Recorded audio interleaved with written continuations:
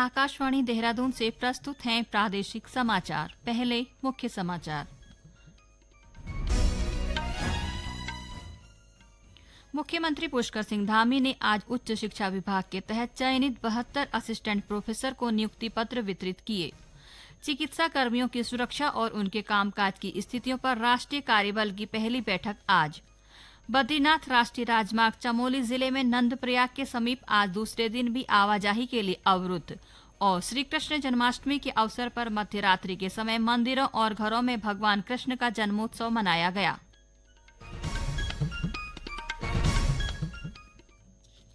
नमस्कार, दोपहर समाचारों के साथ मैं नीता कांडपाल और अब समाचार विस्तार से।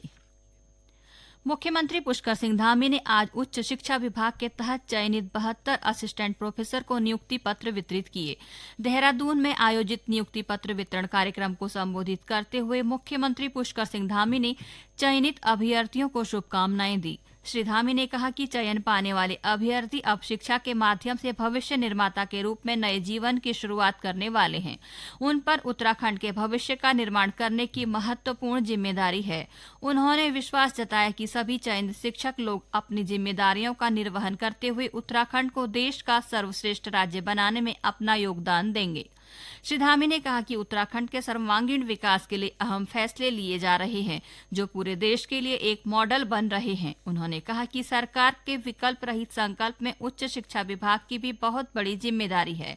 प्रदेश में नई शिक्षा नीति लागू की गई है। सरकार लगातार शिक्षा को गुणवत्तापरक बनाने पर काम कर रही है। इसके लिए 20 मॉडल कॉलेजों की स्थापना भी की जा रही है। मुख्यमंत्री ने बताया कि प्रदेश में शोध को बढ़ावा देने के लिए अनुदान दिया जा रहा है। साथ ही प्रदेश के 5 छात्रों को उच्च शिक्षा के लिए ब्रिटेन भेजा जाएगा। छात्रों को तकनीकी दक्ष बनाने के लिए भी सरकार ने इन्फोसिस के साथ समझौता ज्ञापन भी किया है।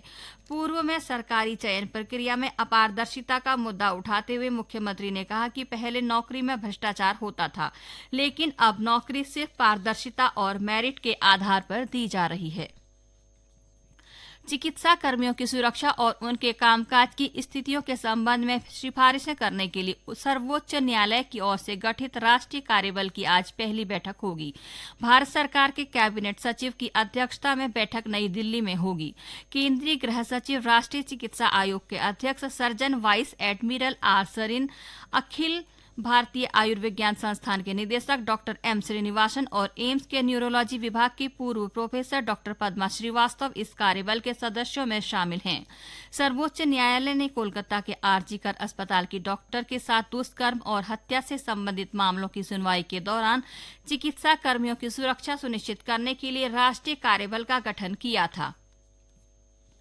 क्रिकेट एसोसिएशन ऑफ उत्तराखंड ने ऐतिहासिक कदम बढ़ाते हुए उत्तराखंड प्रीमियर लीग के पहले सीजन की घोषणा की है। इस लीग की शुरुआत सितंबर महीने में होगी। उत्तराखंड प्रीमियर T20 लीग से पहले सीजन में पुरुष और महिला दोनों टीमें प्रतिस्पर्धा करेंगी। 15 से 22 सितंबर 2024 के बीच खेले जाने वाले कुल 16 मैचों में पुरुष की 5 टीमों और महिलाओं की 3 टीमों के बीच मुकाबला होगा। सभी मैच देहरादून के प्रतिष्ठित राजीव गांधी अंतर्राष्ट्रीय क्रिकेट स्टेडियम में खेले जाएंगे। क्रिकेट एसोसिएशन ऑफ उत्तराखंड ने कहा कि इस लीग का उद्देश्य राज्य के उभरते खिलाड़ियों को मंच प्रदान करना है। राज्य के उच्च शिक्षण संस्थानों में प्रवेश से वंचित छात्र छात्राओं को प्रवेश का एक और मौका दिया जा रहा है। आज से 5 सितंबर तक समर्थ पोर्टल पर महाविद्यालयों में स्नातक पाठ्यक्रम में प्रवेश के लिए पंजीकरण किया जा सकता है। उच्च शिक्षा मंत्री डॉक्टर धन सिंह रावत ने कहा कि प्रदेश के उच्च शिक्षण संस्थानों में प्रवेश से किसी भी युवा को वंचित नहीं रखा जाएगा। उत्तराखंड विद्यालय शिक्षा परिषद CBSE और अन्य बोर्डों की परीक्षा फल सुधार परीक्षा में उत्तीर्ण छात्राओं को समर्थ पोर्टल पर प्रवेश के लिए मौका दिया जा रहा है। उत्तराखंड जल विद्युत निगम UJVN लिमिटेड ने एक दिन में सबसे अधिक 26.015 मिलियन यूनिट विद्युत उत्पादन का रिकॉर्ड बनाया है।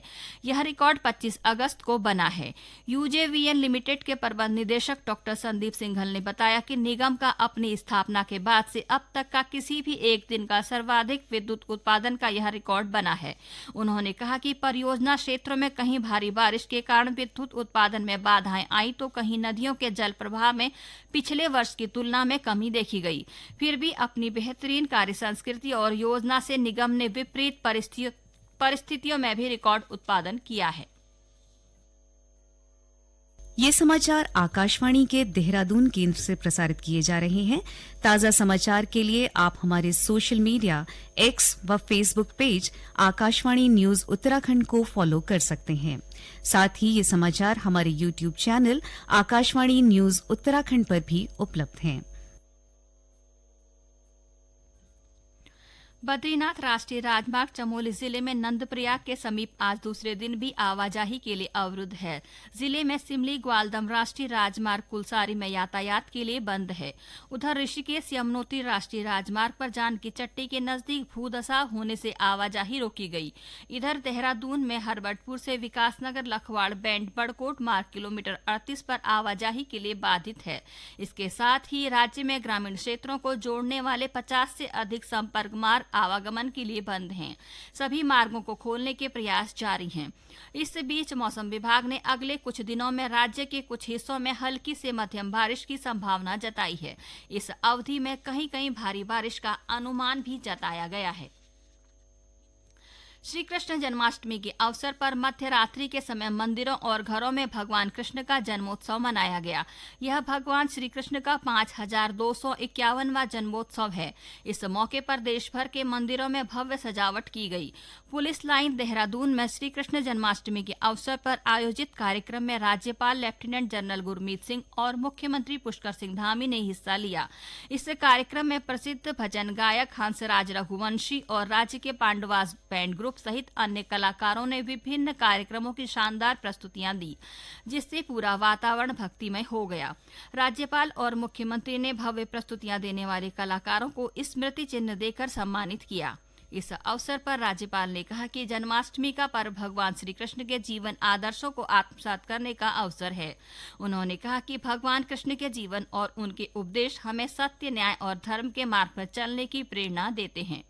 कार्यक्रम में मुख्यमंत्री पुष्कर सिंह धामी ने कहा कि भगवान कृष्ण का जीवन मानव जाति को अधर्म, अन्याय और अत्याचार के विरुद्ध संघर्ष की प्रेरणा देता है। भगवान श्री कृष्ण के जीवन चरित्र और संदेशों से हमें सत्य, प्रेम, त्याग, शांति, सेवा भाव और सद्भावना की प्रेरणा भी मिलती है। उधर विश्व प्रसिद्ध गंगोत्री धाम में श्री कृष्ण जन्माष्टमी पूरे उल्लास के साथ मनाई गई। इस मौके पर सीमांत गांव बगौरी की महिलाओं ने पारंपरिक आभूषण व वेशभूषा के साथ नृत्य किया। साथ ही विभिन्न क्षेत्रों से देव डोलियां भी गंगोत्री पहुंची। वहीं जिला मुख्यालय के नजदीक वरुणावत पर्वत पर स्थित संग्राली गांव और नगर क्षेत्र के हनुमान चौक पर मटकी फोड़ कार्यक्रम का आयोजन किया गया। संग्राली गांव के पंचायत चौक से ग्वाल बाल बने युवानंद के आनंद भयो भजन गाते हुए कंडार देवता मंदिर परिसर पहुंचे, जहां गांव की महिलाओं व ग्वाल बालों ने रासो नृत्य किया। वहीं पिथौरागढ़ पुलिस लाइन में भी जन्माष्टमी के मौके पर विभिन्न कार्यक्रम आयोजित किए गए। इस दौरान स्कूली बच्चों और सांस्कृतिक दलों द्वारा भगवान श्री कृष्ण की लीलाओं पर आधारित प्रस्तुतियां दी। देर रात तक दर्शकों ने सांस्कृतिक कार्यक्रमों का लुत्फ उठाया। भारतीय खाद्य सुरक्षा और मानक प्राधिकरण ने हाल ही में जारी अपना परामर्श वापस लिया है, जिसमें खाद्य व्यवसायों को पैकेजिंग पर A1 और A2 प्रकार के दूध तथा उससे बने उत्पादों के दावों को हटाने का निर्देश दिया गया था। अब खाद्य व्यवसायों के संचालन A1 और A2 प्रकार के दूध के दावों के साथ अपने उत्पादों का विपणन जारी रख सकते हैं। आईसीसी महिला T20 क्रिकेट विश्व कप में भारतीय टीम 4 अक्टूबर को दुबई में न्यूजीलैंड के साथ मैच से अपना अभियान शुरू करेंगी। इसके बाद 6 अक्टूबर को भारत तथा पाकिस्तान के बीच मुकाबला होगा। T20 विश्व कप का आयोजन पहले बांग्लादेश में होने वाला था, लेकिन 2 सप्ताह पहले इसे संयुक्त अरब अमीरात में कराने का निर्णय लिया गया है। अंत में मुख्य समाचार एक बार फिर।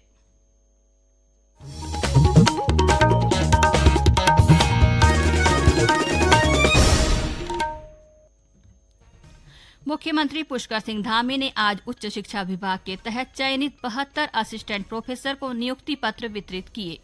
चिकित्सा कर्मियों की सुरक्षा और उनके कामकाज की स्थितियों पर राष्ट्रीय कार्यबल की पहली बैठक आज। बद्रीनाथ राष्ट्रीय राजमार्ग चमोली जिले में नंदप्रयाग के समीप आज दूसरे दिन भी आवाजाही के लिए अवरुद्ध। और श्री कृष्ण जन्माष्टमी के अवसर पर मध्यरात्रि के समय मंदिरों और घरों में भगवान कृष्ण का जन्मोत्सव मनाया गया। इसके साथ ही प्रादेशिक समाचारों का ये बुलेटिन समाप्त हुआ। नमस्कार।